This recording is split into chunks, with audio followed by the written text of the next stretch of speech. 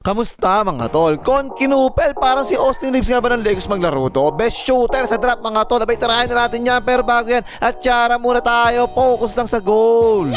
Okay, game 6'5", 215 pounds, 19 years old pa lang. Ang bata pa nito, palahibong pusa pa. At siya ang 4th overall pick ng Charlotte Hornets sa draft. Kakapin niya si Cooper Flag sa college mga tol. Ayos din eh, no? Meron ka ng Cooper, meron ka pang Kinupel. Dalawang Cooper, naging magkakampi pa eh.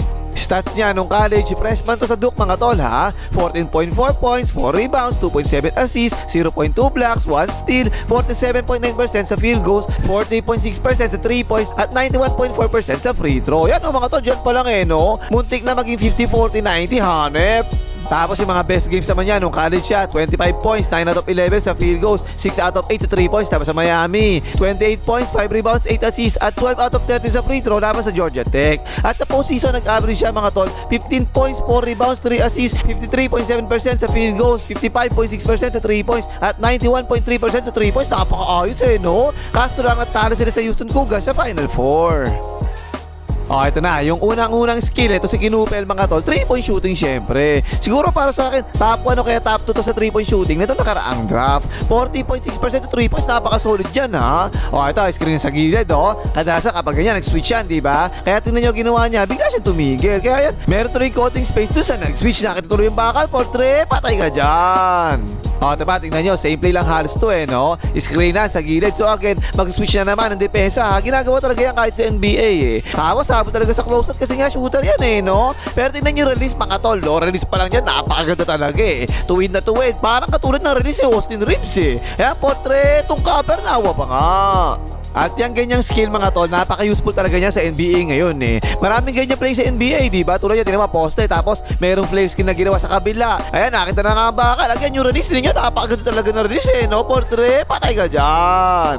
O kaya, pang tambay sa mga corners for spacing, pwede rin to eh. O kaya, nasa corner siya, habang meron ng pick and roll sa ibabaw. Nag-rotate kagad ng defense sa wing, akala nila, doon ipapasa eh. Pero yung si Cooper, ipinasa kay Kinupel. Ayos din, teka nga, ulitin ko nga. Si Cooper, ipinasa kay Kinupel. Nagpasa ng dalawang Cooper.Aya, portre, patay kay Cooper.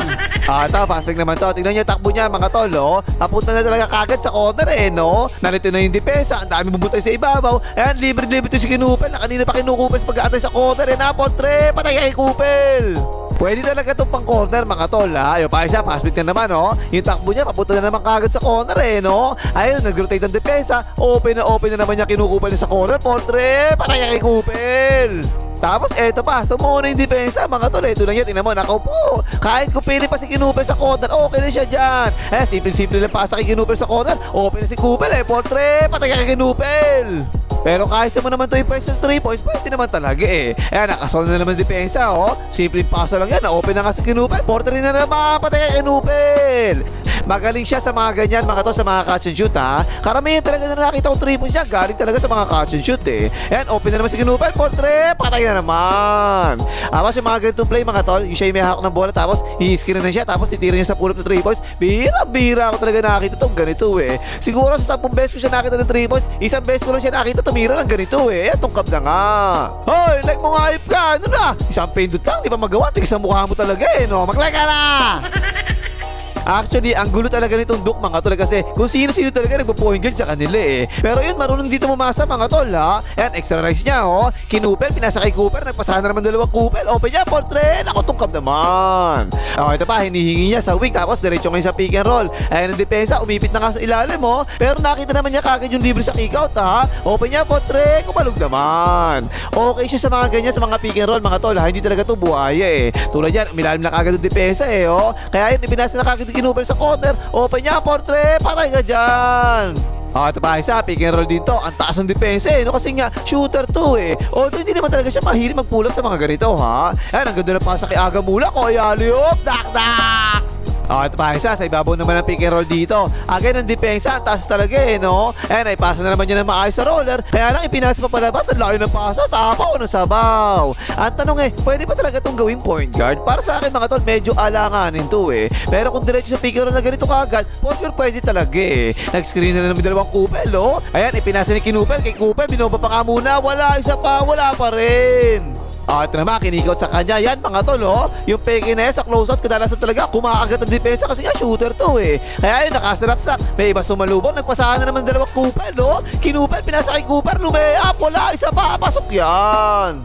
Ito, nag-play yung Duke dito eh, no? Floppy play, aangat yung dalawa sa gilid. Ayan, pasahan na naman ng dalawang Kupel, no? Sumalaksak na nga si Kinupel. Ang ganda ng baso sa depensa. Nice pass, dak-dak! So yung mga salaksak niya mga tol, okay din naman eh, no? Pero kailangan talaga ma-improve pa niya to eh. Ayan, hesitation move yung ginawa niya dyan, no? Nice, ginupel ni Kupel yung depensa, layap yan! Karamihan kasi na nakita ko ginawa nito mga tol, di na talaga palagi sa labas eh. Pero sumasalaksak din man ito pamisan-misan, ha? Ayan, nakabuel pa kasi Kinupel eh, layap yan! Useful din kasi talaga na napapaklausot niya palagi yung depensa tulad yan, tingnan mo, kasi nga shooter siya eh. Ayan, kagaya kanina, may ibang sumalubong, di ba? Pero this time, yung footwork, ang ganda, oh! Gumalaw talaga yung pivot mo, pero di naman tinawagan ng referee, kaya yan. Ito pa isa, ayan na naman, oh, di ba? Peke doon sa closeout, tapos salaksak niya. Useful talaga yung galaw niya na yan eh. Ayan, nakapeke pa nga, foul ka daw dyan tol, sabi ni ref. Tapos sa mga cuts mga tol, yung mga cuts na wala sa play, basta cuts lang bihira lang din talaga eh. Pero yung mga cuts na nasa play tulad dyan, okay naman talaga, nice pass, layup yan. Ito pa, again, ayan na naman yung peke sa closeout, oh. Ipinasa sa corner, give and go ginawa ni Kinupel. Nice Kupel, layup yan. Ito pa isang cut, pero kasama talaga sa play nila to eh, no? Napakadalas kasi talaga mag-play ng Duke dito eh. Ang ganda ng pasa, pagkatanggap, umeki pa nga muna, easy 2 points na yan. Tapos midrange mga tol, bihirang-bihira ako talaga nakita tumira na midrange to eh. Eto, paubos na lang yung shot lang dito, kaya napilitin ang katumira eh. Top shot pa yan eh, patay pa rin kay Kupel.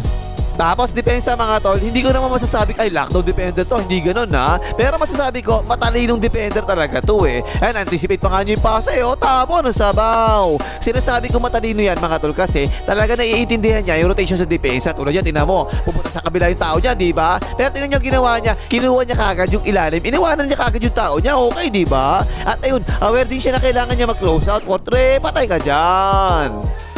Diba, tingnan nyo, halos pares lang talaga to eh. Pumunta na naman sa corner, yung tao niya, may sumasalaksak. Tingnan nyo yung center nila, mga tol, sumenyos pa talaga. Tol, kunin mo itong iwanan ko, ha? O yan, kagad tuloy siya, oh. Yan talaga yung normal na rotation sa depensa, kahit sa NBA. Ayan, pinasa pa nga doon, natapik pa nga niya, tapo ng sabaw.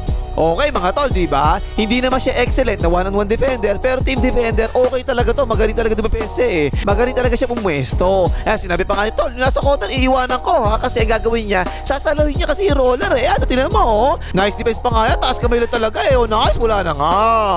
So kung one-on-one defense, hindi naman talaga mahina eh. Parang sakto lang eh. Average na defender siguro to sa NBA yung kapareho niya. Hindi naman masama talaga yung laterals niya eh, no? Hindi rin mabagal. Sakto lang talaga eh. Yan, maganda pa nga yung pagkakakuntas niya dyan eh, oh. At kung ikukumpara naman natin to kay Baby Back Ribs ng Lakers, tingin ko mas okay pa nga to ng konti din pesa kaysa kay Baby Back Ribs. Para kasing mas maganda yung laterals nito kaysa kay Baby Back Ribs eh, no? O baka dahil siguro mga college players lang naman yung mga kalaban niya rito eh. Si Baby Back Ribs, mga NBA players yung kalaban, kaya ganun eh. Tapos backshot mga tol, consistent talaga to ha. Bumabackshot talaga to palagi kahit sa perimeter ha. Sa 10 beses ko nakita na kailangan niya bumackshot, ayun bumackshot naman talaga siya palagi eh. Importante syempre yung backshot mga tol kahit sa perimeter ha. Kasi kapag hindi ka bumackshot, sisigawan ka ni Yeshkel eh. Hoy, bumackshot ka, tamad-tamad mo eh. Tapos sa mga free throw mga tol, sure ball to, napakataas pa nga eh. 91.4%, napakataas. Yung total niya, 117 out of 128. Hype na yan, bihirang-bihira sablay eh, no? So yun mga tol, no? Tingin ko talaga dito kay Kinupel mga tol, para si Baby Back Ribs talaga to ng Lakers sa offense eh. Pero mas matalino pa siguro to kay Baby Back Ribs sa depensa ha. Siguro mas magaling na sumalaksak si Baby Back Ribs kaysa sa kanya. Pero siguro bigyan mo to ng 4 years sa NBA kagaya ni Baby Back Ribs, malamang ganun na rin to sumalaksak, kagaling dito sa salaksak eh. So hindi nakakapagtaka para sa akin na 4th overall pick to sa draft kasi siguro top 1 or top 2 to para sa akin sa shooting sa buong draft eh. Kapag ang player posibleng makakuha ng 50, 40, 90 na percentage ha, iba talaga yung kamay na player na yun. Shooter talaga yan, maganda talaga shooting known. Hindi naman sobrang athletic, hindi sobrang taas tumalon, hindi rin sobrang bilis, pero shooter naman tsaka skilled talaga. Kaya tingin ko mga tol, okay naman talaga siya para sa 4th overall pick. Tingin ko kasi at least top 10 itong ganitong mga player kasi nga right away pwede na kagad sila makatulong sa kahit saang team. Okay na pakimagas, maglagay, mga hitara mga Kinupel.